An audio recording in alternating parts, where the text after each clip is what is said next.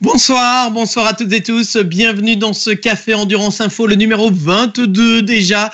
Mais que fait la police? Nous sommes ravis de vous retrouver ce soir pour ce Café Endurance avec une question comme thème ce soir. Le GT3 est-il la solution miracle? La question est posée, bien évidemment. On va peut-être en débattre d'ailleurs avec vous ici. Et vous avez compris que si nous posons cette question ce soir, c'est notamment lié à l'actualité et au fait, entre autres, que le DTM a annoncé passer à la réglementation technique GT3 à partir de l'an prochain. Évidemment, que serait un Café Endurance Info sans la connaissance et la science de notre ami Laurent Mercier. Bonsoir Laurent. Salut Thomas. Comment ça va? Science. Bah, écoute, ça va. Écoute, confiné comme tout le monde, pas de déplacement, pas de course, rien. Le calme plat, on va dire. Ouais, on en reparlera d'ailleurs du fait que l'on soit confiné, notamment par rapport aux événements du week-end prochain. Alors, tout d'abord, comme vous le savez, c'est votre émission. On compte sur vous pour poser vos questions, vos remarques, pour participer au débat en notre compagnie. N'hésitez pas à partager, pourquoi pas cette émission, si vous pensez que ça peut intéresser certains de vos amis. On a besoin de vous quelque part pour la faire vivre cette émission, comme on avait besoin de partenaires. Et on en profite d'ailleurs pour remercier Francorchamps Miniature, qui est le premier partenaire, merci à Jonathan, premier partenaire de ce Café Endurance Info. Il y en aura peut-être d'autres à l'avenir, bien évidemment. Cela nous permet notamment de couvrir les frais techniques, puisqu'on a un super technicien avec nous qui est François Merci. On le remercie d'ailleurs une fois encore d'être avec nous également. Allez, place donc à ce débat. Laurent Mercier, le GT3 est-il la solution miracle? C'est vrai qu'en cette période, on peut se poser la question, notamment après l'annonce du DTM qui, comme on le pensait depuis quelques semaines, mais a confirmé la semaine dernière qu'effectivement, à partir de 2021, le DTM ferait la part belle au GT3. Et alors, t'en penses quoi? Commencer par toi.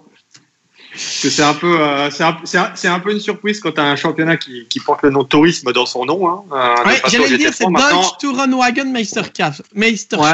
Au départ. Maintenant, la question qu'il faut se poser, c'est, on va pas dire que c'est ça ou rien, mais presque. Tu vois, depuis le retrait d'Audi, il restait plus que BMW. On a eu le retrait de Mercedes, Aston Martin, ça a fait pchit. Si t'enlèves un constructeur de plus, c'était plus viable.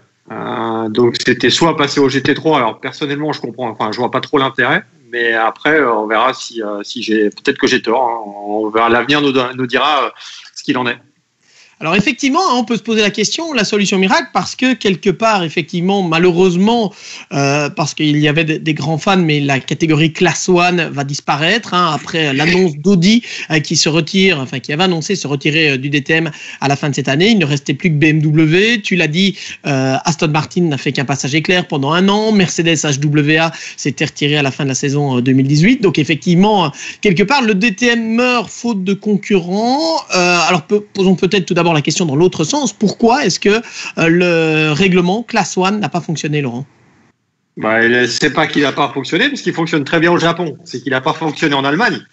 Maintenant, avec un peu de recul, tu peux te demander pourquoi les Japonais ont voulu absolument faire cette association avec les Allemands. Le but du jeu étant évidemment que les Allemands aillent au Japon et que les Japonais viennent en Europe et donc en Allemagne. Et finalement, à part des courses exhibitions, ça a pas pris. La moutarde n'a pas pris, et maintenant on avait un règlement qui était normalement fait pour être, je crois que c'est 2020-2030, donc 10 ans quand même. Donc ça a permis de réduire les coûts au Japon, mais on peut voir que les Japonais vont continuer leur route sans les Allemands, et personnellement je pense que c'est mieux comme ça. Les deux mentalités de toute façon étaient tellement différentes que ça me paraissait compliqué de toute façon d'arriver à réunir les deux. Ce qui est dommage, parce que sur le papier, voir effectivement BMW, Audi, Lexus avec Toyota forcément, Honda et Nissan s'affronter, ça avait quand même quelque chose d'excitant, mais la condition c'était effectivement que quelque part les deux se déplacent l'un chez l'autre. À partir du moment où on avait la même réglementation technique mais où chacun restait chez lui, ça n'avait pas vraiment de sens. Non, mais tu pouvais aussi avoir, je sais qu'il y a eu des pourparlers pour que une équipe japonaise fasse rouler une Aston Martin. Ça a failli aussi avec Audi. On pouvait avoir aussi des équipes européennes, pourquoi pas, qui auraient pu faire rouler des voitures japonaises. Maintenant, le problème, c'est que les deux réglementations, enfin surtout les japonais, c'est que ça reste quand même que des engagements, on va dire officiels ou très proches du constructeur. Et tu peux pas te permettre de donner ces voitures à n'importe qui. Bon, après, on le voit en DTM où tu as WRT qui s'en sort très bien avec des voitures privées. Mais maintenant, si tu as des voitures privées, avec un encadrement tout de même d'Audi derrière. Exactement. Et le truc, c'est que si tu as une équipe privée qui fait rouler les voitures, faut quelqu'un qui paye les pilotes. Ah, qui paye? On va en reparler. On va en reparler d'ici quelques instants. Alors, écoute, tu me demandais mon avis. Je pense effectivement quelque part, et vous êtes quelques-uns à nous le dire d'ailleurs, en disant ils n'avaient pas vraiment le choix. Ils étaient dos au mur. On est tout à fait d'accord avec ça. Ils étaient dos au mur. Certains disaient il fallait prendre le TCR, mais quelque part la réglementation TCR est-elle assez spectaculaire pour un DTM qui a toujours fait la part belle aux voitures très puissantes. Alors on a Olivier Gaspard qui nous dit peut-être devrait-il reprendre leur ancien nom, DRM, plutôt que Tourenwagen R. J'imagine que c'était pour Racewagen dans ce cas-là. Pourquoi pas? Effectivement, c'est vrai que ça peut un peu choquer quelque part d'avoir des GT dans un championnat qui est badgé tourisme au départ. Ils n'avaient pas vraiment le choix. Alors, par contre, Laurent, on se dit quelque part, est-ce que ce n'est pas aussi la solution de facilité de retomber sur un championnat connu? Est-ce que ça ne fait pas un peu, tiens, je vais piquer la bonne idée aux voisins? Je vais surtout piquer, essayer de prendre des parts un peu à la DAC GT Masters, qui est quand même le championnat GT3 national qui marche le mieux. Hein. Faut pas se voiler la face. On l'a encore vu le week-end dernier, la finale à Aucherche-les-Bonnes. Hein. Quand tu as plus d'une trentaine de voitures de GT3, forcément. Maintenant, après, est-ce que les deux vont pouvoir, on va dire, marcher chacun de son côté? Personnellement, je suis pas persuadé. Je pense que t'auras jamais deux plateaux forts de chaque côté. Alors, on a plusieurs auditeurs. Je vois Christophe, mais vous êtes très nombreux de nouveau. Vous remercier à réagir. Il y avait une autre remarque avant qui disait, Jean-Luc Brémond qui disait aussi, trop de GT3 tue le GT3. C'est vrai que là, on va se retrouver, Laurent. On a quand même un championnat européen qui est le GT World Challenge Europe, qui est quelque part le championnat de référence au niveau européen, avec ses versions endurance et sprint. On a l'ADAC GT Masters qui est au niveau du format, plus ou moins une copie du sprint avec des courses de 60 minutes à deux pilotes. On avait dans la catégorie Pro-Am encore le GT Open. Et là, on se retrouve encore avec un championnat qui se veut quand même à forte connotation internationale avec du GT3. Alors, qu'est-ce qui va faire la différence? Comment peuvent-ils espérer être différents justement par rapport aux autres? Et Thomas, tu parlais de la DAC GT Masters avec le GT World Challenge. Ce qu'il faut dire quand même, c'est que la DAC GT Masters, d'une, c'est avec des pneus Pirelli, donc les mêmes qui sont en GT World Challenge. De deux, ils évitent aussi les clashs de dates. Et de trois, la BOP est faite par SRO, en partenariat avec SRO. Donc ça rajoute un peu au package avec le GT World Challenge. Maintenant, le DTM, eux, ils prennent une voie à part. D'une, ils prennent des courses de 55 minutes plus un tour. Pilote unique. On a failli avoir des départs arrêtés, mais le problème, c'est qu'il fallait trop de modifications sur les voitures. Donc, ce qui fait qu'on part avec des GT3, on va dire, de basique. Est-ce qu'il n'y avait pas aussi une question de traction control, donc l'anti-patinage et l'ABS, qu'on voulait retirer également? Et apparemment, en fait, c'est pas possible parce que les voitures, enfin, pas possible, c'est pas possible, mais c'est compliqué parce que les voitures n'ont pas été prévues pour ça et que ça occasionnerait des frais. C'est ça la vraie raison? Ouais, exactement. Et maintenant, l'ABS et le traction control restent en place sur la voiture. Il n'y a plus de départ arrêté parce qu'il fallait modifier l'embrayage et tout, donc ça aurait ramené du coût supplémentaire. Et là, donc, tu as le DTM qui fera sa propre réglementation en termes sportive, ses propres pneus, son propre format, un pilote unique et sa propre BOP, ce qui est quand même pas rien. Tu sais comme moi comment c'est compliqué d'arriver à faire une BOP et combien de temps, et s'il a fallu du temps SRO pour avoir une BOP qui soit reconnue dans le monde entier.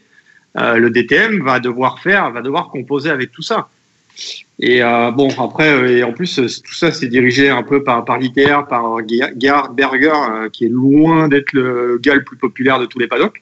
Donc après, ça c'est dit. Après, il faut appeler un chat un chat. Hein. Donc après, est-ce que ça va fonctionner? Je sais pas. Pour moi, il n'y a pas la place pour deux championnats. Alors ok, l'Allemagne, il y a beaucoup de marques. Si tu veux, on le voit en GT Masters. La plupart des marques, les marques les plus représentées sont allemandes. Si tu mets de côté Ferrari. Mais maintenant, je pense que la DAC est suffisamment fort. Et ce que je comprends pas trop, c'est le rôle de la fédération qui du coup autorise deux championnats.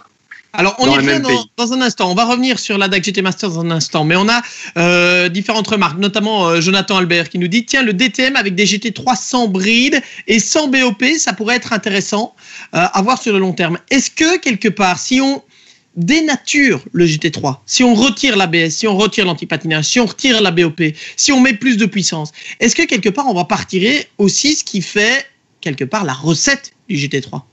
Ouais, tu pars avec des voitures après qui on peut qualifier de voitures hybrides. t'es plus dans le concept du GT3 de la compétition client. Maintenant, le DTM, à ce que je comprends, parce que c'est encore assez flou tout ça, d'une, il n'y aura pas d'association avec la DAC GT Masters ou quoi que ce soit, parce que quand tu vois que la DAC a déjà confirmé certaines équipes pour l'année prochaine, dont il y en a 3, je crois, il y a Zach Speed, il y a T3 qui fait rouler une Audi, une Bentley, et puis je crois que c'est Grasseur. Donc ils ont déjà annoncé qu'ils seraient là l'année prochaine. Du côté du DTM, on a essayé de séduire des gens comme Rover Racing, en disant Rover Racing qui dit oui, nous on regarde de notre côté, donc chacun ira de son côté. Et le problème du DTM, c'est qu'on veut un environnement professionnel avec des pilotes pros. Mais qui paye? Et qui paye? Parce qu'il va falloir payer les voitures, payer les équipes, payer les pilotes. Quand tu sais, enfin, tu étais aux 24 heures de Spa comme moi, quand tu sais que les constructeurs, par les temps qui courent, vont certainement apporter un peu moins de soutien aux équipes, qui c'est qui va payer? Alors, qui va venir? Un des arguments majeurs, quand même, Laurent, vis-à-vis du DTM, c'est de dire notamment que le DTM a une popularité, et pas seulement en Allemagne, en Europe et même, je sais, aux États-Unis, voire au Japon, a une popularité mondiale au niveau des droits télévisés, notamment. Est-ce qu'on peut espérer réunir des budgets via là, peut-être, les droits TV? Ouais, je suis pas persuadé de la popularité mondiale, mais bon, après je peux me tromper. Je suis pas pour moi, c'est un championnat quand même très très germanique. Hein. Le DTM, faut pas se leurrer. On a essayé d'aller un petit peu à l'étranger, mais c'est quand même un championnat très allemand. Et il y a autre chose aussi. Il y a un point qu'on n'a pas souligné. Alors, c'est pas encore confirmé, même si c'est au calendrier. C'est commencer par une course en Russie, par les temps qui courent. Ben les gars, bon courage. Ouais, quand tu connais la complexité en plus, même hors période Covid, hein, la complexité pour aller en Russie, tu peux demander à toutes les équipes. GT World Challenge quand la Blancpain GT Series y allait. Aller rouler en Russie, c'est un calvaire. Hein. Tu peux embaucher quelqu'un à plein temps pour remplir tous les documents pendant un bon moment. Hein. Ouais, on avait eu des échos à l'époque, c'était assez compliqué effectivement. Ouais. Alors on a Cyril Denis qui nous dit les histoires de budget, on en parle ou bien? Point d'interrogation. Alors bonne nouvelle, Laurent, on a eu l'occasion d'en parler hier après-midi, puisque tu prépares en l'occurrence un dossier actuellement sur les coûts du sport automobile, notamment l'analyse des coûts. Je pense que c'est un dossier que vous pourrez lire très bientôt sur Endurance Info. J'imagine dans la partie réservée aux abonnés. Non. Même pas public. Non. Allez. Non, cadeau pour tout le monde. Voilà, on va changer un petit peu le principe des abonnés. On en reparlera incessamment sous peu, mais ça va évoluer dans le bon sens pour tout le monde. Donc on en reparlera un peu plus tard. Mais ouais, on a essayé de questionner du moins les équipes, les gens en GT3, en LMP3, en LMP2 et en GT4.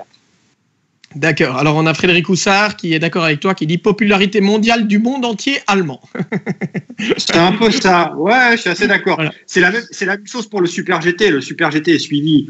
Il y a entre 60 et 80 000 personnes au Japon. C'est suivi aussi à l'étranger. Et maintenant, de là à dire que ça a une popularité mondiale, bien un grand mot. C'est comme le stock car brésilien. Tu vois, c'est connu au Brésil. Maintenant, en dehors, on regarde. Mais maintenant, est-ce que ça a une vraie popularité? Ça reste à prouver. Alors, Philippe Van Lerenberg nous demande, est-ce qu'Endurance Info couvrira le DTM? Automoto, la chaîne, va couvrir le DTM. J'imagine que oui, puisque Laurent, tu le faisais déjà, couvrir le DTM. Ouais. Tu le faisais déjà, même alors que c'était un championnat qualifié de voitures de tourisme et de sprint. Oui, alors pour être totalement franc, depuis quelques années, on a hésité. Enfin, moi, j'étais plutôt partisan d'arrêter. Maintenant, on a Claude qui s'occupe un peu de la rubrique DTM, qui s'en occupe même quasiment de A à Z. Parce que lui, ça lui tenait à cœur et c'est quelque chose qu'il couvrait depuis la création du site, donc en 2006. On a hésité à continuer. Maintenant, ça passe au GT3, donc si tu veux, on se voit mal maintenant le mettre de côté. Maintenant, tu te dis, parce qu'on a dit, il y a le DTM à couvrir, mais il y a aussi le DTM Trophy avec des GT4, dont on peut pas dire que ce soit des GT4 parce qu'ils n'ont pas la licence SRO. Et à côté, tu as aussi la DAC GT4 Germanie, qui eux ont la licence SRO. Donc tu te retrouves avec 2 championnats nationaux GT3 et 2 championnats nationaux GT4 à couvrir, ce qui est quand même pas rien. Ouais, on a quelque part, et je rejoins un peu l'idée, trop de GT3 tue le GT3, trop de championnats en tout cas risque de tuer certains championnats. Et surtout, parce que le gâteau, à un moment, il va falloir se le partager quand même. Mais si je suis pilote pro l'an prochain, ce qui n'est pas le cas, je vous rassure, ça n'est pas près d'arriver, mais et que je dois choisir un championnat pour rouler en GT3, j'avoue que il y a un paquet de championnats possibles et il y a vraiment des opportunités très très différentes. Mais c'est sûr, et par les temps qui courent, moi, les gens qui créent des nouveaux championnats ou qui créent des nouveaux concepts en ce moment, je dis bravo, parce que c'est quand même pas facile et c'est sûr que tu risques de te retrouver avec des gâteaux qui vont être les parts de gâteau vont s'affaiblir. Je veux dire, de là à avoir 4 championnats GT en Allemagne, même si il y a beaucoup d'équipes allemandes, mais 2 championnats GT3, 2 championnats GT4, plus un championnat d'Europe GT4, tu vois, plus un championnat de France GT4 qui est quand même assez fort, un British GT qui est quand même fort en GT3, pas les temps qui courent, pas simple, hein. Alors, Seb Schum qui nous demande quelle marque de pneumatique le DTM va prendre pour le GT3, sachant évidemment que la DAC et le GT World sont en Pirelli. J'imagine que c'est en Cook. Ouais, donc ça c'est confirmé, ce sera en Cook comme c'est le cas actuellement. Frédéric Houssard qui nous rappelle que tu dois parler du DTM classique sur Endurance Classique, mon cher Laurent. Alors Thomas Loisic, qui regrette lui clairement, hein, il dit on passe de la F1 des voitures de tourisme au GT3 avec moins de puissance notamment. Il dit qu'il aimait aussi le DRS et le push to pass qui faisait partie des particularités. Personnellement, j'ai jamais été trop fan de ce DRS dans le sens où même si ça facilite les dépassements, mais c'est souvent des dépassements en ligne droite et pas des dépassements souvent limites. Quoique, on a vu de belles bagarres le week-end dernier à Hockenheim. Alors, on a Adrien Guilbault qui nous dit limiter uniquement à BMW, Audi, Mercedes sans BOP pour avoir un duel de marques allemandes issues du tourisme. Ça aurait déjà été plus attractif. Axel Andre Fridan qui nous dit le scénario intéressant serait malheureusement que le DTM meure de sa belle mort et qu'on reparte sur l'essence originelle du DTM avec des voitures de super production plus comme à l'époque les BMW M3 E30. Je sais que c'est cliché, mais regardons ce qui en a fait une recette miracle. Des voitures issues de la série, donc des coûts plus maîtrisés, mais une vraie attractivité pour les constructeurs et pourquoi pas un retour du gagner le dimanche pour vendre le lundi. Est-ce que des voitures de tourisme, je pense au TCR par exemple, qui existent déjà aussi, qui sont de chouettes voitures de tourisme, qui sont très très belles. J'aime beaucoup aussi les courses de voitures de tourisme. Mais est-ce que des voitures de tourisme type TCR auraient été suffisamment sexy pour le DTM ? Je sais pas, je suis pas persuadé. Maintenant, le problème, c'est que vous êtes bien tous gentils à nous parler des voitures, des groupes A, des BM, WM3, des Sierra Cosworth et compagnie, mais les constructeurs ont quoi maintenant ? Tout le monde va vers l'électrique. Qu'est-ce qu'on a comme voiture sympa ? Est-ce que tous les constructeurs ont une voiture sympa pour faire ce genre de course maintenant ? C'était le cas dans les années 80, mais maintenant, on a quoi ? Tu vois, le problème, il est là aussi. Tu as de plus en plus de voitures électriques dans toutes les gammes. Tout le monde te dit maintenant, dans 3 ans, on fera plus que de l'électrique. Ok, mais alors qu'est-ce qu'on va faire ? Alors justement, parce que le DTM, ça n'a pas été très clair, Laurent, et je crois que tu vas justement pouvoir éclairer notre lanterne en ce mardi soir sur ce sujet. Le DTM a aussi présenté une version électrique d'une DTM qui ressemble davantage à une voiture de tourisme. Alors ce qui est marrant, c'est qu'on parle de 2023, mais il y avait le numéro 22 sur la voiture, en l'occurrence. Est-ce que c'est le futur du DTM ? Ou est-ce que ce sera un autre pilier du DTM ? Est-ce que le GT3 est simplement là pour une période de transition de 2 saisons, par exemple, 2021-2022, ou est-ce que c'est une solution qui est amenée à durer ? Est-ce qu'on le sait, ça, ou pas encore ? C'est pas très très clair, hein. Moi, j'ai compris qu'il y avait plusieurs piliers, qu'il y aura un pilier électrique en plus du DTM actuel. Maintenant, il va aussi falloir se poser la question que les nouvelles GT3 vont arriver et qu'on va voir ce que va faire le DTM. Est-ce que le DTM va adopter les nouvelles GT3 ou est-ce que le DTM va mourir petit à petit, entre guillemets, pour renaître de ses cendres avec un championnat complètement électrique. Ouais. Alors, le nouveau GT3, ce sera quand la nouvelle réglementation GT3 Normalement, on devrait y arriver en 2022. Donc, on a BMW. Et demain, c'est 2022. Hein. Et non, mais tu sais comme moi qu'on a BMW qui a déjà commencé les essais avec la M4 GT3. Que tous les constructeurs vont pas prendre la même direction que BMW en GT3, c'est-à-dire que BMW sort une nouvelle voiture, tu as d'autres constructeurs qui sortiront pas de nouvelle voiture, qui vont adapter une nouvelle évolution à la voiture actuelle. Je pense à Lamborghini, je pense aussi très certainement à Audi, très certainement à Ferrari. Ces constructeurs-là vont plutôt apporter une Evo++, on va dire, qu'un nouveau modèle complet. Oui, avec un objectif qui sera quand même, parce qu'on dit, est-ce que c'est la question de ce soir, hein, si vous nous rejoignez à l'instant, merci. La question de ce soir, c'est le GT3 est-il la solution miracle ? La question, ce sera évidemment de savoir comment garder ce qui fait quelque part l'un des points forts du GT3, c'est notamment malgré tout, Laurent, et tu es en train de travailler, on l'a dit, sur un dossier sur les budgets. On peut dire que les coûts, en tout cas des voitures, sont relativement contenus. Pour le GT3, alors qu'on a plutôt des coûts qui explosent. C'est plus pour tout ce qui est encadrement, ingénieur, structure VIP dans le paddock, de plus en plus de camions, etc. Ouais, la professionnalisation des équipes. Enfin, t'es bien placé comme moi pour le voir. la professionnalisation des équipes. Maintenant, si t'as pas une équipe entraînée pour changer des pneus en championnat sprint, t'es garé tous les week-ends. Je veux dire, si tu t'entraînes pas, si t'as pas le meilleur pistolet pneumatique, ça coûte évidemment. Et les mécanos qui s'entraînent. Exactement. Et si t'as pas des mécanos qui font même un régime alimentaire, qui font des entraînements le soir, à porter des pneus, à aller le plus vite possible. Si t'as pas tout ça, si t'optimises pas au maximum, comme toi tu peux le faire pour les paris. Ça fait longtemps. Non, mais tu vois, pour être sérieux, tu y arrives plus. Tu as quand même tenu 21 minutes sans parler de paris. C'est beau. Non, mais si tu peux plus arriver comme en 2006 avec ta remorque et ta GT3 dans le coffre et que tu descendais, enfin dans le coffre, dans le camion, que tu descendais, que tu mettais sur la piste. On n'est plus autant des Porsche Cup et des Ferrari Challenge. Je veux dire, maintenant, tu le sais comme moi, les GT3, c'est des bêtes de course maintenant. Ouais, très très belle, hein. Je pense que c'est spectaculaire. On avait, je crois que c'est Alexandre qui nous disait les avoir vus à Manicourt et qu'il avait particulièrement aimé. La question évidemment, c'est aussi, et la question se pose pour tous les championnats constructeurs, Laurent, et je pense que ce sera le sujet d'un prochain d'ailleurs Café Endurance Info, ce sera aussi le futur de l'endurance avec notamment l'hybride. Mais la question c'est de se dire, est-ce que aujourd'hui dans un championnat constructeur, on peut se permettre d'avoir quelque chose qui n'est pas soit électrique, soit au minimum hybride? J'espère. Est-ce que les constructeurs vont s'investir encore dans des championnats qui n'ont pas d'hybride? On voit, il y a l'hybride en Formule 1. On voit en TCR, les constructeurs sont de moins en moins présents et on va arriver vers un concept qui est le pur TCR, qui est un TCR électrique. On a l'hybride au Mans. Tu sais aussi comme moi que la FIA a lancé un appel d'offres pour un championnat GT électrique à moyen terme. Pour en avoir parlé directement avec Stéphane Rattel à Spa. Savoir si SRO pouvait être intéressé, tu vois, pour répondre à l'appel d'offres pour un championnat électrique. La réponse a été de suite non.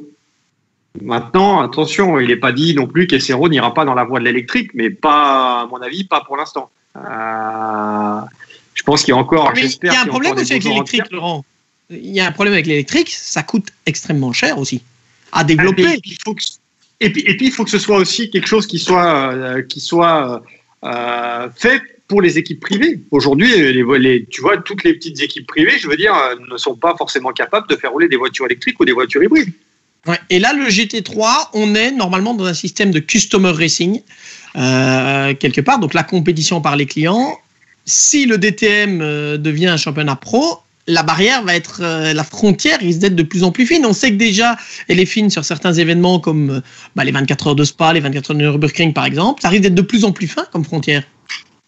Ah oui, tout à fait. Ça risque d'être de plus en plus fin. Maintenant, le problème, c'est que quand tu vois que tous les constructeurs ont tendance à délaisser le thermique pour aller vers l'électrique, et on le voit aussi dans la voiture de tous les jours, quand tu vois bientôt, quand tu vas acheter une voiture neuve, tu vas acheter une Porsche, ça va te coûter un bras en termes de taxes. C'est exactement comme la voiture de tous les jours. C'est pas la voiture qui est chère bientôt, c'est tout ce qu'il y a autour qui va coûter de l'argent. Ouais, et on va revenir aussi, et comme le dit Rémi Scora, qui nous dit même le BTCC, donc le British Touring Car Championship, qui est le championnat britannique des voitures de tourisme, passe en hybride, nous dit-il, pour 2023, je crois. Je t'avoue, Rémi, que j'ai un doute sur l'année, mais effectivement, avec le développement d'un moteur hybride standard par Cosworth pour maintenir des coûts. L'uniformité, quelque part, c'est pas non plus ce qu'on aime quand on voit déjà tous ceux qui se plaignent de la BOP. Si on construit, et j'ai vu certaines idées d'ailleurs, mais vous êtes de nouveau très nombreux à commenter, j'ai vu quelques idées passer sur le fait d'avoir un châssis unique avec juste le moteur de la marque et une carrosserie de type silhouette. Est-ce que ça, c'est excitant? Ceci dit, en DTM, il y avait déjà pas mal de pièces communes. Hein. Il y avait pas mal de pièces communes. Maintenant, après, il faut faire la différence entre le DTM et le Super GT. Hein.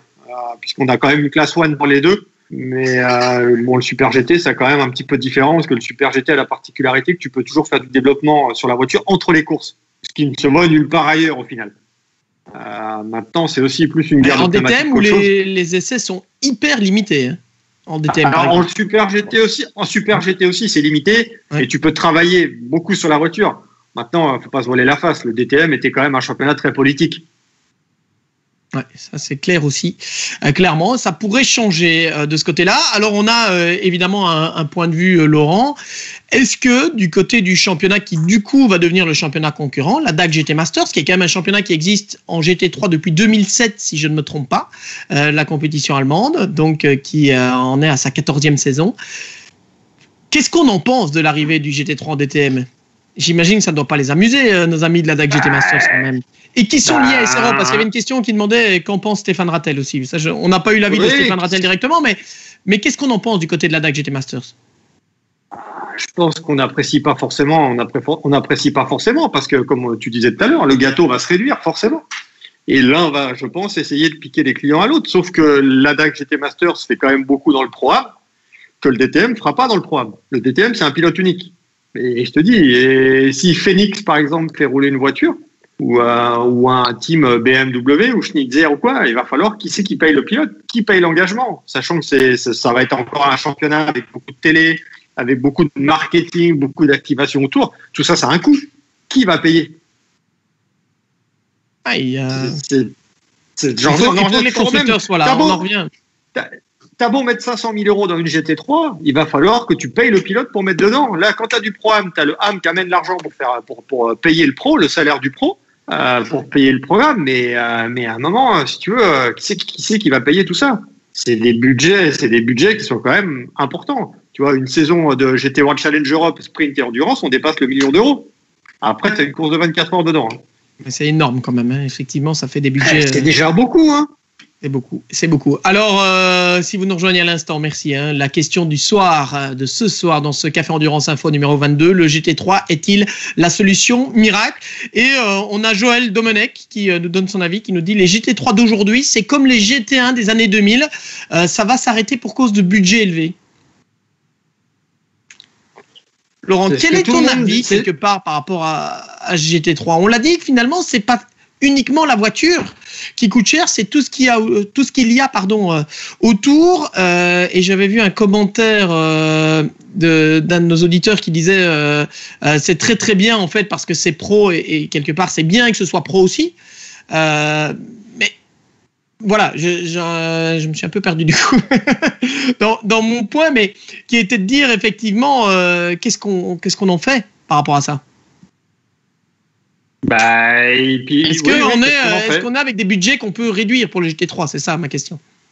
Il faut arrêter de penser qu'on peut réduire des budgets. Tout ce que tu peux faire, c'est éviter de les augmenter de trop. Mais quand je titrais dans l'article par rapport au coût, que réduire les coûts, ça revient à croire au Père Noël, c'est un peu ça.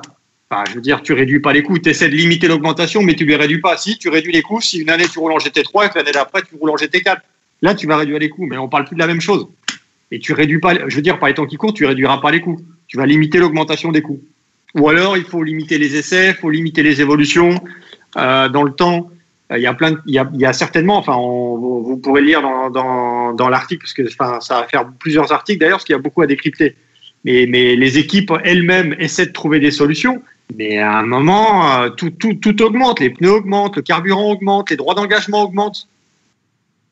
La location des circuits, tout augmente parce que tout coûte plus cher. Ouais.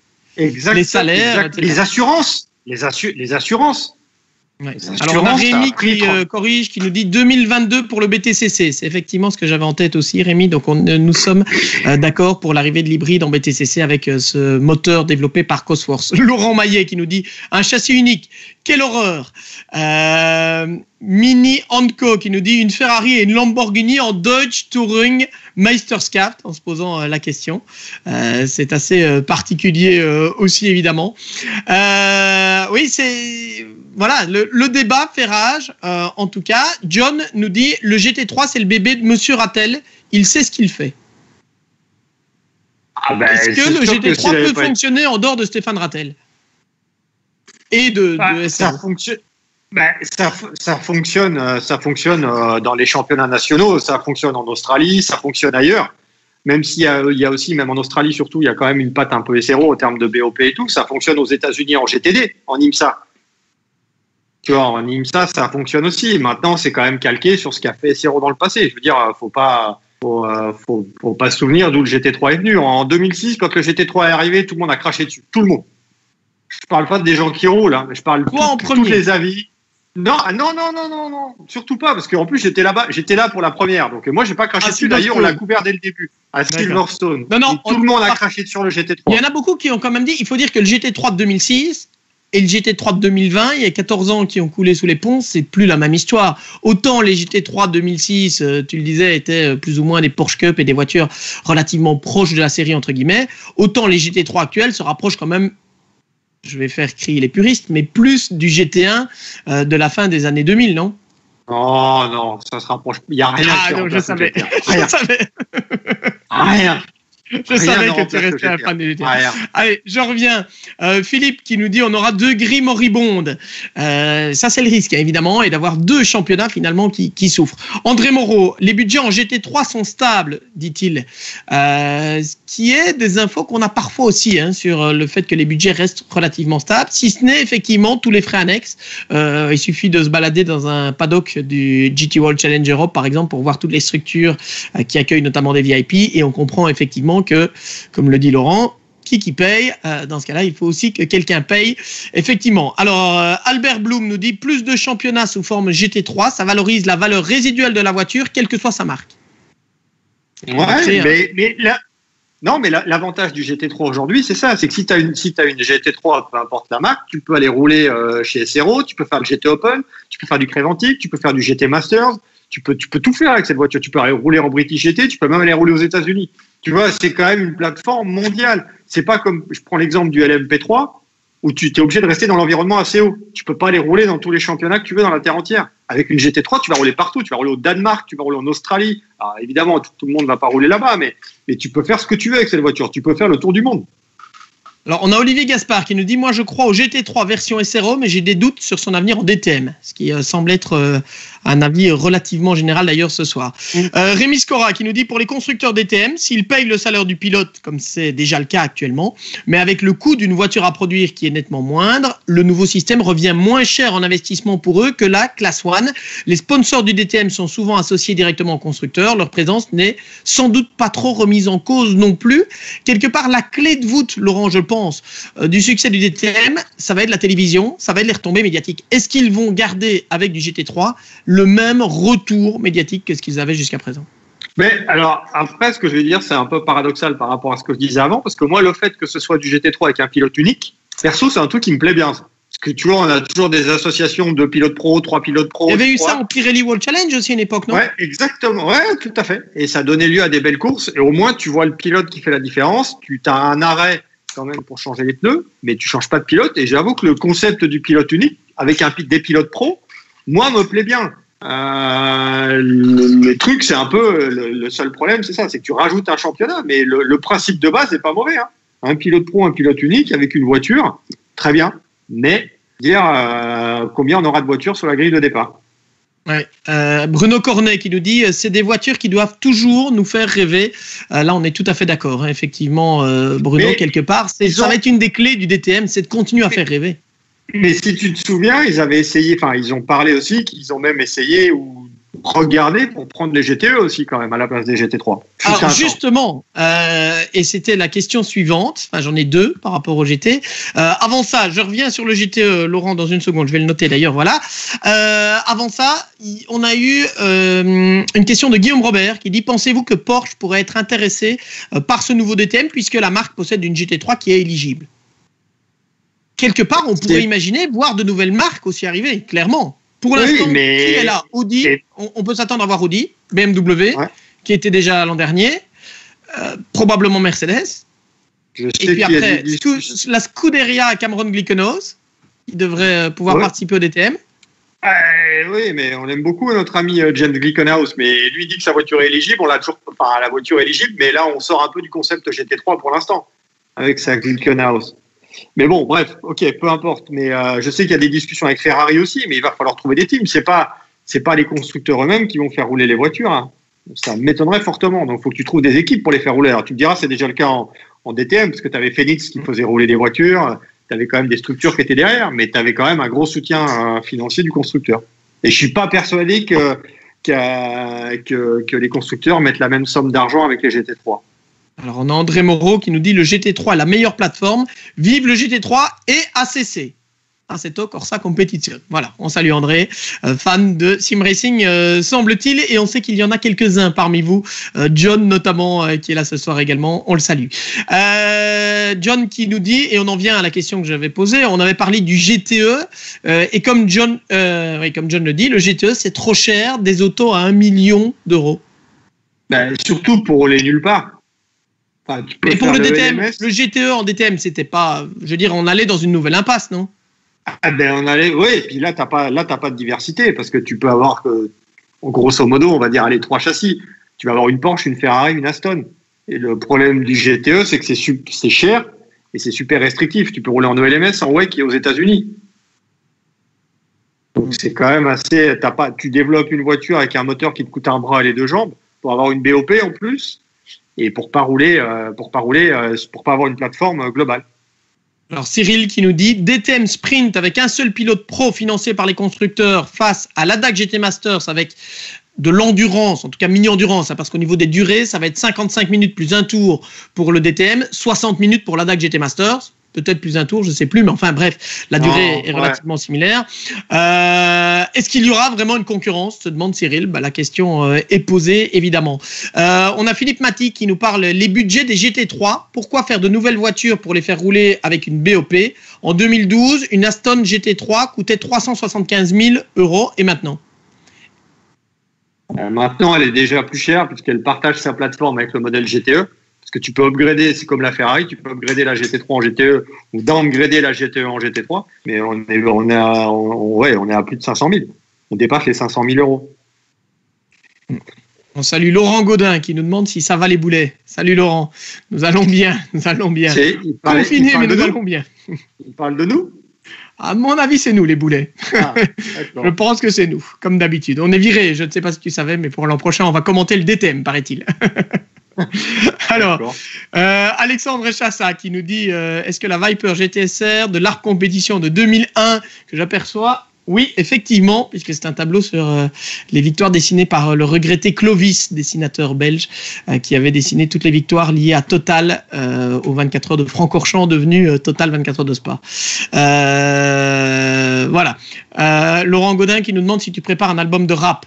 À mon avis, c'est lié peut-être à ta casquette. Ouais, c'est pour les cheveux. Voilà. Alors, on a parlé du GTE. On a eu d'autres questions. Alors, je n'arrive pas à remonter. Excusez-moi, je ne sais plus qui l'avait évoqué, mais l'idée du GT2 en DTM. Et j'imagine que là, on parle du GT2 actuel, du GT2 moderne, et non pas le GT2 de la fin des années 2000. Là aussi, Laurent, le GT2 en DTM. Il n'y avait pas de sens quelque part. Aujourd'hui, on a un produit SRO, on a quelque chose, c'était pas. Ouais. Puis là, c'est un produit SRO. Il faut savoir quand même que le GT3, c'est un produit inventé par SRO avec la FIA, et c'est pas un produit SRO. Je veux dire, c'est un produit FIA à la base. Que le GT4 est un produit SRO, que le GT2 est un produit SRO. Le nom a été déposé. Donc, c'est pas forcément la même chose. Puis pour l'instant, enfin, là aussi, tu sais très bien, tu étais là aussi à Spa. En GT2, la catégorie, elle débute. Et c'est pas des voitures qui sont faites pour être pilotées par des pros. Au contraire, les GT2, c'est des voitures qui sont faites pour être pilotées par des amateurs. Parce que ça va vite en ligne droite et moins vite en courbe. C'est pour qu'elles soient plus faciles à piloter.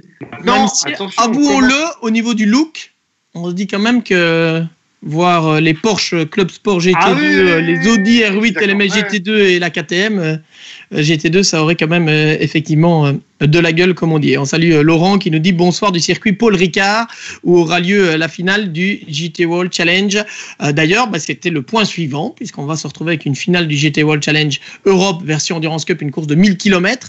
Alors, on avait eu la question, Laurent, quand on a posté l'annonce de ce café Endurance Info numéro 22 sur le GT3. Je vous rappelle le thème du jour, le GT3 est-il la solution miracle? On a eu la question de savoir, tiens, comment est-ce que l'on peut organiser une course dans cette période de confinement sur le circuit Paul Ricard? Je crois, Laurent, tu peux nous en parler parce que d'ailleurs nous ne serons pas au Paul Ricard, contrairement aux 24 heures de Spa. On va vous commenter cela à distance grâce à la magie de la technologie parce que le protocole mis en place, les mesures mises en place, Laurent, sont les plus extrêmes que l'on ait connues depuis l'ouverture de la saison à Imola, je crois. Ah, donc c'est pas que Laurent Gaudin ne veut pas de nous en fait, si on vient pas. Je ne pense pas. C'est ça y aller. D'accord. Ouais, non, pour être sérieux, ouais, exactement. Ouais. On revient au protocole sanitaire d'Imola, c'est-à-dire pas de journalistes. La France, évidemment, traverse une période de confinement. Malgré tout, les épreuves professionnelles peuvent se poursuivre. Et nous, on commentera depuis la maison, comme on l'a fait à Imola. Donc, on aura quand même un beau plateau, hein, malgré la situation, parce qu'on a quand même 40 voitures. Ce qui est quand même pas mal par les temps qui courent. Et en plus, quand tu vois tous les titres qui restent à jouer, et quand tu vois le peu d'écart qu'il y a entre chaque équipe, je pense qu'une course de 6 heures, ça va être plutôt pas mal. Mais on s'est souvent bien amusé en plus au Paul Ricard. Ouais. Il faudra être avec nous. Ah, j'ai eu peur, j'ai cru que tu disais on va faire des pronostics. Soyons fous, c'est la fin de l'année. Ouais, on la vivra en tout cas dans des conditions assez difficiles. On sera à distance, mais on essaiera autant que possible de vous informer au mieux et de vivre. Voilà, année exceptionnelle, conditions exceptionnelles aussi au niveau des conditions de travail et d'un championnat qui l'est tout autant. Je pense que sportivement, on devrait bien s'amuser. Les 24 heures nous ont beaucoup amusé. Malheureusement, on n'aura pas, en l'occurrence, l'équipe qui a gagné les 24 heures, le Rover Racing, qui a dû déclarer forfait. Laurent, c'était une des infos de ces derniers jours, malheureusement. À propos, on a Thibaut Delven qui te pose une question, Laurent, qui dit: j'aimerais savoir en GT3 qui paye, par exemple à Spa, la Porsche 98 qui a gagné, qui paye? Est-ce que c'est Porsche qui paye tout? Est-ce que Porsche paye seulement les pilotes et Rover assume le reste? Qui assume les coûts d'exploitation? Le monde veut savoir, dit-il, enfin surtout moi. Et bon, j'imagine que tu n'es pas dans les carnets secrets du Rover Racing en particulier, mais bon, on a quand même plusieurs équipes qui sont, dans ce cas, qui sont soutenues par des constructeurs. Comment ça se passe en général pour le financement de participation comme à Spa? Les voitures, elles appartiennent à Rover Racing, hein, puisque l'équipe a 2 Porsche. Donc ça pose pas trop de problème. Maintenant, c'est plus un soutien en termes d'ingénierie et en termes de pilote, plus qu'un soutien, un vrai soutien financier. Il y a forcément une aide. C'est le cas aussi c'est le cas chez Audi, où chez Audi c'est un peu différent. Où chez Audi, on fait rouler les châssis qui sont engagés sous la bannière Audi Sport Team Saint-Eloc, Audi Sport Team WRT et Audi Sport Team Atemto. Il y en avait 2 chez WRT, une chez Saint-Eloc, une chez Atemto. Là, les châssis viennent de chez Audi. C'est des châssis qui sont totalement identiques, mais qui sont montés par Audi Sport, qui ont pu participer peu de temps avant aux 24 heures du Nürburgring, par exemple, mais c'est pas les châssis qu'on retrouve en GT World Challenge. C'est un peu la différence. Mercedes, oui, et puis on imagine qu'il y a peut-être un soutien financier de différentes manières. Enfin voilà, il doit y avoir. Ah mais oui, il y a forcément une aide, parce que là, c'est quand même des engagements qui sont plus axés constructeurs, parce que c'est. Mais comme Ferrari avec AF Corse. Et quand Porsche aligne 8 voitures avec des trios professionnels, on imagine qu'il y a quand même un soutien derrière aussi, et l'objectif étant de faire sa pub. Par contre, Thibaut, pour répondre à ta question précise, je pense vraiment que ça dépend et que ce sont des montages qui dépendent des partenaires qui peuvent être trouvés par l'équipe, certains partenaires trouvés par les pilotes parfois, par le constructeur lui-même. Ferrari, c'est un petit peu différent. Ferrari n'a pas forcément la même politique que va avoir Audi. Ferrari se repose beaucoup plus sur les clients. C'est plus des montages qui sont faits avec les partenaires, avec l'apport de 2 partenaires pour accompagner le programme. Après, il peut y avoir un soutien, oui, plus d'ingénieurs pour une course comme ça. Maintenant, si tu veux gagner la plus grande course GT3 au monde, tu n'as pas le choix. Faut mettre les moyens humains déjà. Ouais, on l'a clairement vu avec Porsche, qui a gagné les 2 dernières années, mais effectivement en changeant totalement son approche. Alors on a Alexandre Chassa qui revient et qui demande: est-ce que la Corvette Callaway GTE, j'imagine qu'il veut dire GT3, puisqu'en l'occurrence la Corvette Callaway c'est une GT3, pourrait rouler en DTM? Point d'interrogation. Si on est en GT3, on peut l'imaginer, pourquoi pas. Ouais. Je suppose. Olivier Gaspard, c'est quand tu avais parlé il y a quelques minutes du GT4, qui dit: le papa du GT4 est notre unique et grandissime Pascal et personne d'autre, dit Olivier Gaspard. Et j'ai vu que quelqu'un avait glissé: ce serait sympa de l'inviter un jour. Eh bien, vous nous avez presque coupé l'air sous le pied, parce que Laurent, ce sera au programme cet hiver si tout va bien, grâce notamment à... peut-être même avant, mais on est déjà presque en hiver. Mais grâce notamment à notre partenaire Francorchamps en miniature et à d'autres partenaires, on espère qu'ils vont nous rejoindre, on va essayer de poursuivre ces Cafés Endurance Info. Si vous avez, d'ailleurs on précise, si vous-même vous voulez faire votre pub quelque part via ces cafés, n'hésitez pas. On va essayer de développer quelque part ce concept. Il y a des frais techniques notamment à couvrir, mais on va essayer de développer, on va essayer d'avoir des invités qui répondront à vos questions. On a pas mal d'idées pour passer un bon hiver ensemble. Et Pascal est prêt, Pascal est chaud, parce que je l'ai eu cet après-midi au téléphone et il attend que ça. Et ça va coïncider en plus avec l'histoire du 806 qui a disputé les 24 heures de Spa et qui est à vendre. Donc, si vous l'achetez un 806 qui a fait les 24 heures de Spa et l'origine est à mettre au crédit de Pascal Whitmer, le 806 est à vendre. Voilà. Donc, on invitera Pascal qui pourra nous raconter ses singeries comme il le dit lui-même. D'accord, ce sera super intéressant. Si vous avez d'autres idées, ceci dit, pour des cafés endurance info, vous n'hésitez pas à contacter Laurent. Vous retrouvez facilement son adresse email sur les articles, au-dessus des articles sur le site. Si vous avez des idées, des sujets, des débats, eh bien, on est ravis en tout cas de les partager avec vous tous ces moments. En général, quand ce sera possible, on essaiera de faire ça un mardi soir vers 20h30, par exemple. Alors, on a un nouveau point d'Axel Andre, ou je suppose que c'est bien Axel Andre et pas Alexandre, mais qui nous dit il faut peut-être réfléchir à des structures de championnat et surtout au niveau technique en rupture avec les schémas actuels qui semblent ne pas forcément s'essouffler mais en tout cas avoir du mal à se réinventer. Il faut, dit-il, par exemple favoriser l'utilisation d'éléments de plus en plus issus de la série. Ça a sauté. Serait pour moi une bonne piste car cela redonnerait un intérêt à notre sport qui est quand même de plus en plus vu comme inutile de l'extérieur. La compétition, fenêtre sur la fiabilité des constructeurs, c'est une clé pour la pérennité sur le long terme.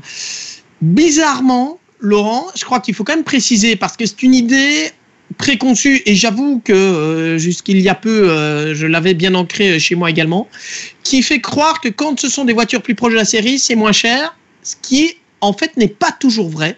Parce que qui dit pièces de série dit souvent pièces qui s'usent plus rapidement et qu'il faut changer aussi plus souvent. Alors, ça dépend des éléments. On a des moteurs, notamment les moteurs de GT3 qui sont pour la plupart issus de la série et qui sont capables d'accumuler des kilomètres. Mais on a quand même des éléments qui, quand ils sont issus de la série, Laurent, ne sont pas, ce n'est pas forcément une bonne idée.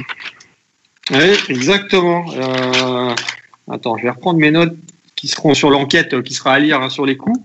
Mais c'est le cas notamment pour les phares. J'ai un patron d'équipe qui me racontait que les phares, les pattes de fixation pour les phares, qui sont des phares de série, se casse et tu es obligé de changer le phare parce que la petite patte de série, la patte est cassée et donc c'est un phare, ça coûte 2500 €. Et donc quelque part avoir un phare prévu pour la course et prévu pour être changé finalement coûterait moins cher. Ouais, mais maintenant tout dépend aussi du matériau que tu emploies. Le problème c'est que les voitures de course ont des matériaux je veux dire qui coûtent très cher et c'est aussi pour ça que dans beaucoup d'équipes maintenant tu as une personne qui s'occupe de réparer le carbone parce que ça t'évite de changer la pièce. Tu vois, parce que dans toutes les primes d'assurance, si tu changes une face avant de voiture, ça te coûte la franchise. Et ça te coûte un bras et les deux jambes si tu la déclares. Donc après, tu es obligé de facturer la face avant. Parce que et donc, parfois, la solution qu'on imagine être de faciliter le retour à des éléments de série n'est pas toujours le moins cher, ce qui peut être paradoxal. Mais c'est comme ça. Alors, vous avez un débat, on va vous laisser débattre sur le fait que Gerhard Berger a tué ou pas le DTM. Certains disant qu'il a notamment suivi les choix des constructeurs Audi, Mercedes et BMW avant de se faire lâcher respectivement par Mercedes en fin 2018 et puis avec Audi qui quitte fin 2020, en tout cas la formule actuelle de la Class 1. On a dans votre débat également, on a Nicolas Fourmand qui dit est-ce que les GT3 d'alors sont un peu les GT4 d'aujourd'hui quand on parlait des GT3 de 2006? C'est toujours difficile de faire une comparaison. C'est pour ça, tout à l'heure, je te taquinais un peu avec l'histoire des GT3, GT1. Maintenant, on ne s'adresse pas aux mêmes voitures. Je serais plus d'accord pour dire que les GT4, c'est un peu les GT3 de 2006. Les GT3 de 2006, pour beaucoup, c'était des voitures de route où tu mettais un arceau, tu mettais des pneus slick et puis en avant Guingamp, quoi. Tu vois, c'était plus des voitures issues de la série. C'est ce qu'on retrouve avec les GT4 maintenant. Maintenant, c'est plus le cas des GT3. Alors, on revient à la question de ce soir et on va aborder un autre débat. Il nous reste une dizaine de minutes environ pour arriver à notre traditionnelle heure d'émission. Le GT3 est-il la solution miracle ? Point d'interrogation. Et la question, elle se pose aussi, clairement, Laurent, avec l'avenir plutôt sombre du GTE. On sait que Porsche a annoncé évidemment qu'il se retire notamment du programme en IMSA, donc le championnat américain, après les 12 heures de Sebring qui auront lieu ce week-end. BMW, on ne sait pas tout à fait certain. On se dit, notamment, et il y en a qui votent pour ça et qui se disent le GT3 pourrait venir et devenir la catégorie GT aux 24 heures du Mans. Est-ce que là aussi, ce ne serait pas du côté du WEC, de la CO, de se dire, la solution miracle, ce serait le GT3 ? Est-ce que ce serait une bonne idée ? Pas une bonne idée ? Qu'est-ce qu'il faut, que faut-il en penser de ce GT3 en championnat du monde et au Mans, par exemple ? Ça peut venir avec l'arrivée de la nouvelle réglementation GT3. Tu vois, on laisse une fenêtre un peu plus ouverte aux constructeurs. Bon, ça a déjà commencé avec la Bentley, la nouvelle Bentley quand même, qui est un peu On va pas dire que c'est en marge de la réglementation GT3, mais c'est quand même une voiture qui est quand même un peu atypique par rapport à certaines autres GT3.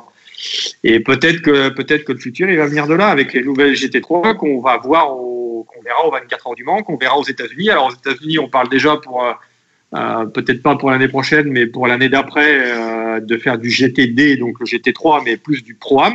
Ou du Pro même. Ce qui est déjà le cas, le Pro-Am en GTD, non? C'est pour ça que le GTD pourrait devenir en Pro-Am, comme c'est le cas, ou peut-être passer en Pro pour remplacer le GTE. Ce qui obligerait Corvette à refaire un peu des changements sur sa voiture, sur sa C8. Et maintenant, le problème, c'est que c'est ça, Porsche s'en va du programme GTLM.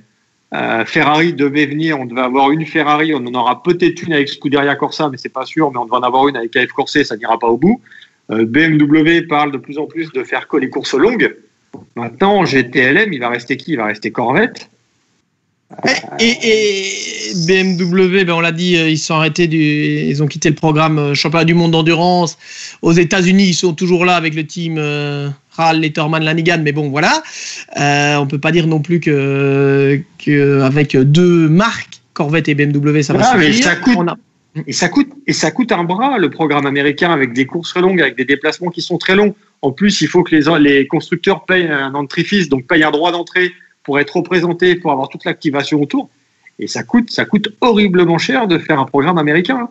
Enzo Blin dit, je le martèle, le GTE avec une BOP n'a aucun intérêt par rapport au GT3. Le GT3 doit remplacer le GTE. Alors, fermez les guillemets, dit Enzo Blin. Là, Enzo, je suis tout à fait d'accord. Pour moi, il ne devrait pas y avoir de BOP en GTE. C'est une compétition de constructeurs. Tu as un règlement, tu te démerdes pour avoir la meilleure caisse. Point. On n'est plus dans le GT3 avec de la compétition client, où là, la BOP justifie. Mais le GTE, pour moi, il ne devrait pas y avoir de BOP. D'où le fait, et Alexandre Amet a directement relevé le point, nous dit le GT3 deviendrait la catégorie reine au Mans. J'imagine qu'il veut parler de la catégorie reine du GT, bien sûr. C'est comme si le LMP2 devait gagner au scratch. C'est une fuite des constructeurs cycliques, ça reviendra. Ça reviendra si la technologie va dans le sens des constructeurs. Je veux dire, maintenant, le problème, c'est que ça devient de plus en plus compliqué pour les constructeurs de défendre un programme compétition parce qu'il y a une histoire de technologie. Et maintenant, c'est plus la compétition qui fait qu'il y aura un programme, c'est le marketing.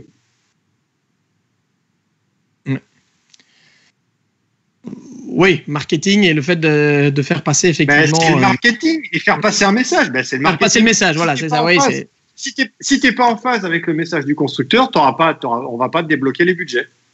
Ouais. Alors, on a Alexandre Chassa qui nous dit ce serait top de voir les GT3 prendre la relève du GTE. On pourrait enfin avoir de la diversité, car aller au Mans pour voir des Oreca et des Ferrari, c'est un peu 3 petits points.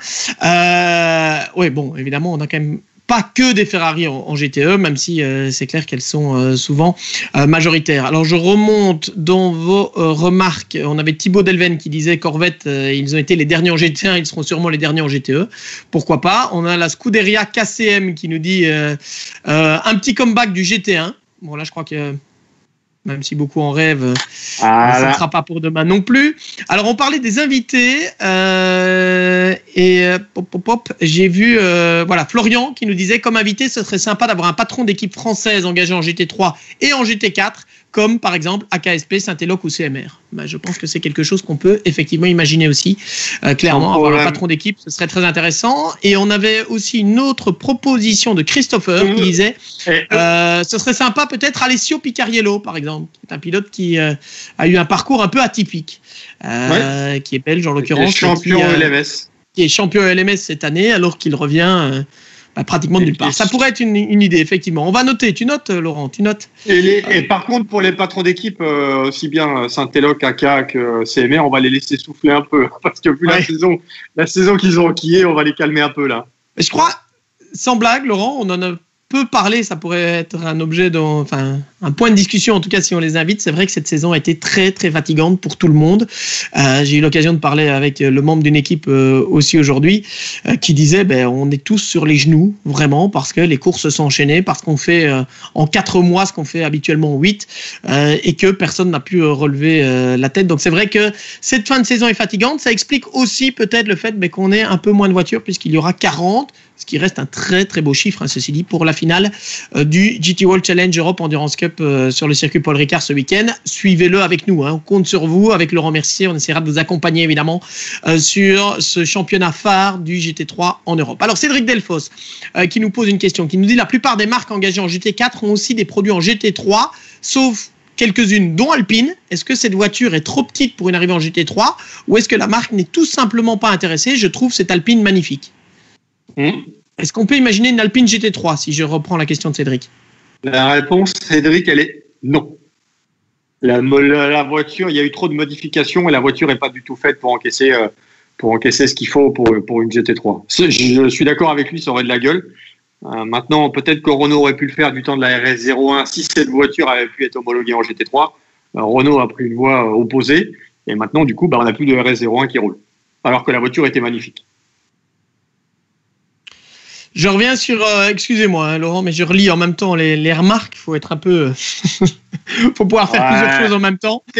Toi aussi, t'es en fin de saison, mon Thomas. Ah, je t'avoue, je sens que je suis très fatigué, je l'avoue très humblement. Guillaume Robert qui nous dit j'ai une question par rapport à la McLaren GT3 actuelle, donc la 720S. Comment expliquer que plusieurs exemplaires sévissent avec succès dans différents championnats comme le British GT ou le GT Open alors qu'elle n'est pas ou quasiment pas présente dans le GT World ou dans d'autres championnats? Alors là on peut répondre assez facilement à Guillaume Laurent, ce n'est pas que cette McLaren ne plaît pas, loin de là, on aurait dû normalement en avoir 2 voire 3 pour toute la saison au GT World Challenge Europe cette année, mais la crise du coronavirus est passée par là. On en a une avec Optimum qui ne sera pas là au Paul Ricard puisque Optimum sort du British GT où ils avaient 3 voitures le week-end dernier, ils avaient le GT Open et ils préparent 2021 où l'objectif quand même, il faut le dire, est de faire sprint et endurance avec au moins une McLaren. On aurait dû avoir les 2 voitures de 2-6 Motorsport sur l'intégralité de la saison et celle du team de Jenson Button. Et la situation, comme tu l'as dit, sanitaire a fait que ces équipes-là ont préféré se concentrer sur le British GT. Maintenant, chez McLaren, il a fallu se refaire un peu une virginité, puisque les modèles précédents, mis à part la 650S, qui était quand même plutôt bien, la MP412C, je pense que si les équipes avaient pu les faire brûler, je pense qu'elles l'auraient fait, parce que c'était vraiment pas une voiture réussie. Ça, je pense que toutes les équipes qui ont fait rouler la MP412C sont d'accord sur le sujet. Maintenant, la 720S, c'est plus la même. Souviens-toi, à Bathurst en février, il y en a quand même une sur le podium. On l'a vu en début de saison, d'ailleurs, un 59R Racing qui était à Imola. Et Optimum est rentré 2 fois dans les points, si je me trompe pas. Exact, ouais. Et puis ils sont rentrés dans les points et à Imola et au Nürburgring. Ils étaient dans le top 10 et 2 fois. Donc. Tout à fait. La 720S, c'est une voiture qui plaît et je pense qu'on peut en voir plus. Maintenant, le problème, c'est que c'est toujours pareil avec des nouvelles GT3 qui vont arriver. Je suis pas persuadé, par les temps qui courent, qu'on voit beaucoup de transferts de marques, d'équipes qui changent de marque ou d'équipes qui vont investir dans une nouvelle voiture maintenant. Même si la 720S GT3 est quand même au début. Encore au début de carrière par rapport à certaines voitures, mais je suis pas sûr qu'on voit beaucoup de transferts. Alors on a parmi les propositions Alexandre Hamet qui nous dit inviter Stéphane Rattel, ça serait intéressant. Pourquoi pas, Laurent? Ça on peut. C'est des choses qui sont effectivement envisageables et on serait ravis quelque part que vous participiez au débat. Bon, ça fait 1 heure à peu près qu'on est là. Une chose est sûre, je vous ai vu débattre sur le fait que vous êtes tous d'accord pour dire qu'il ne devrait pas y avoir de BOP en GTE. Alors le débat est sans fin, ceci dit, par rapport au GTE, parce que quelque part, si on a la domination d'une seule marque, j'ai vu passer aussi dans les messages, mais vous êtes trop nombreux pour tout lire. Mais Laurent, j'ai vu passer aussi que l'hybride avait tué la Formule 1, par exemple. Je ne sais pas si c'est l'hybride qui a tué la Formule 1 ou si c'est la domination de Mercedes qui, pour le moment, nuit à la Formule 1. Est-ce qu'on peut leur reprocher? Voilà. La BOP, il y a des avantages et des inconvénients. Le problème avec le sport auto actuel, c'est que j'ai un peu l'impression qu'on tombe un peu dans le... il faut pas trop tomber dans le modèle l'école des fans. C'est-à-dire qu'il va un moment, il faut que tout le monde gagne. Tu vois, faut quand même récompenser. On est bien d'accord. Faut quand même récompenser un minimum le travail des équipes qui se bougent le cul pour investir dans des voitures, faire tourner, optimiser la totalité, tu vois, du programme pour être devant. Et à un moment, si on t'attache les 2 bras dans le dos, autant aller faire du cyclisme. ou autre chose, peu importe. Mais je veux dire, à un moment, il faut pas qu'on soit comme à l'école des fans. Toi, tu as gagné ce week-end, il faut que le week-end d'après, ce soit l'autre, sinon il va partir. Il faut quand même garder un minimum de sport. On a déjà suffisamment de règles restrictives. Mais là, quelque part, la BOP, Laurent, la BOP, on le voit au Total 24 heures de Spa, on le voit en GT World Challenge, puisqu'on a la chance de commenter toute la saison. Elle laisse quand même une énorme ouverture. Quand on voit à Spa le nombre de candidats potentiels, je crois. Alors, je me souviens plus, mais je crois que c'est 8 marques dans le top 12. C'est pas ça sur Spa, quelque chose comme ça. Enfin, c'était 6 marques dans le top 10, pardon, mais c'est voilà. Ça, je suis d'accord. Ce qu'il faut faire attention aussi, c'est que si c'est toujours la même marque à 5 dixièmes, même si c'est que 5 dixièmes ou 4 dixièmes, elle sera toujours à 4 dixièmes. Tu vois, l'avantage, c'est que là, on a quand même, tu le sais comme moi, c'est surtout toi qui fais les statistiques, donc tu es quand même encore plus calé que moi. Je veux dire, on a quand même beaucoup en GT World Challenge de vainqueurs différents, de marques différentes qui gagnent. Tu vois, donc ça prouve quand même que c'est plutôt bien fait. Maintenant, le problème, c'est ça, c'est que si tu as une BOP, que toutes les voitures sont en 5 dixièmes et c'est toujours la même qui est devant et que c'est toujours la même qui est à 5 dixièmes, forcément, ça devient compliqué. Oui, voilà. Alors, le débat continue. Vous avez laissé pas mal de messages. On a une question très importante de Christopher qui demande où est-ce qu'on peut se procurer ceci, les tasses Endurance Info, Laurent. Sur la boutique Endurance Info, il suffit de m'envoyer un message sur la page Facebook et j'enverrai le lien, sans problème. Voilà, ou sinon vous avez toujours l'adresse mail de Laurent au-dessus des articles aussi pour des idées, pour des remarques. Merci une fois encore à Francorchamps Miniature pour son soutien. Si vous avez besoin de miniatures, on vous invite à passer par là. N'hésitez pas à dire que vous avez vu la pub via ce Café Endurance Info. Ce sera la preuve quelque part que la pub sert à quelque chose. Et nous avons besoin de partenaires clairement pour continuer à vous faire vivre ces Cafés Endurance Info. On espère pouvoir le faire durant l'hiver. Donc si vous avez des idées de sociétés qui pourraient être intéressées de faire de la pub via ici, vous le voyez, de plus en plus nombreux à nous rejoindre. N'hésitez pas à partager aussi toutes ces infos. Voilà, on va en rester là après une 60aine de minutes, comme d'habitude. Voilà, on a encore des remarques à Olivier Gaspard qui dit le succès ballast, c'est du n'importe quoi à ce niveau-là. C'est un avis aussi. C'est vrai que je préfère clairement une BOP, par exemple, qu'un succès ballast. Clairement, mais voilà, pas mal de débats. On continuera les débats avec vous, évidemment, à l'avenir. Prochain Café Endurance Info, Laurent, est-ce qu'on ne parlerait pas un peu, par exemple, d'endurance et de la fin du championnat du monde, puisqu'on a parlé du fait que ce serait la finale du saison. Europe, ce sera la fin de la saison, évidemment. La fin de la saison du championnat du monde. Tu ne m'as pas laissé terminer. Fin du championnat du monde 2020. Voilà, c'est fait. Ok, non, mais fin aussi de la catégorie LMP1 hybride. C'est quand même quelque chose à signaler. Le fait que les LMP2 vont être moins puissantes l'année prochaine, il y a ça aussi. Il y a pas mal de sujets. L'arrivée de l'hypercar, où est-ce qu'on en est, qui peut venir, qui viendra pas, qui discute le LMDH. Il y a quand même plein de sujets par rapport à ce championnat du monde d'endurance, et aussi par rapport à la relation avec les Américains. On a aussi l'Asian Le Mans Series qui va aller à Abu Dhabi au mois de février, donc avec 4 meetings. Donc il y a pas mal de sujets aussi du côté ACO. Donc je pense qu'on pourra débattre aussi et parler de tous ces sujets.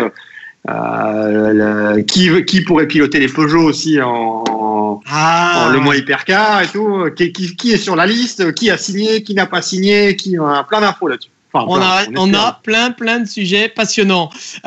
Seb Choum qui nous dit, direction le Paul Ricard vendredi soir en tant que commissaire pour la finale du GT World Challenge. Bonne soirée. Merci à tous les commissaires de piste, parce qu'on disait l'année elle a été difficile, elle a été longue, elle a été éprouvante pour tout le monde. Nous en faisons partie. Je pense que pour les équipes c'est encore un niveau au-dessus. Pour la plupart des équipes, des mécanos, des ingénieurs. Pour les commissaires ça a été assez impressionnant aussi. Merci vraiment à toutes et tous.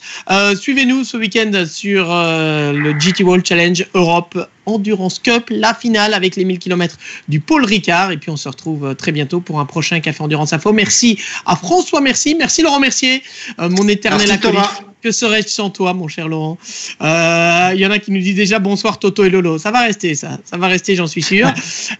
Didier Dumaine qui dit on va rigoler ce week-end. On l'espère. Par contre, nous, on ne sera pas là. Didier, malheureusement, protocole sanitaire oblige. On fera ça à distance, mais on essaiera de vous informer au mieux, bien sûr. Et puis, merci une dernière fois pour ce soir, parce qu'il a passé un accord pour plusieurs numéros. Merci à Jonathan de Francorchamps Miniature pour son soutien sur ce Café Endurance Info. Et je vous dis à très bientôt. Salut Laurent, merci François, à bientôt. Bye bye. Ciao, bye bye.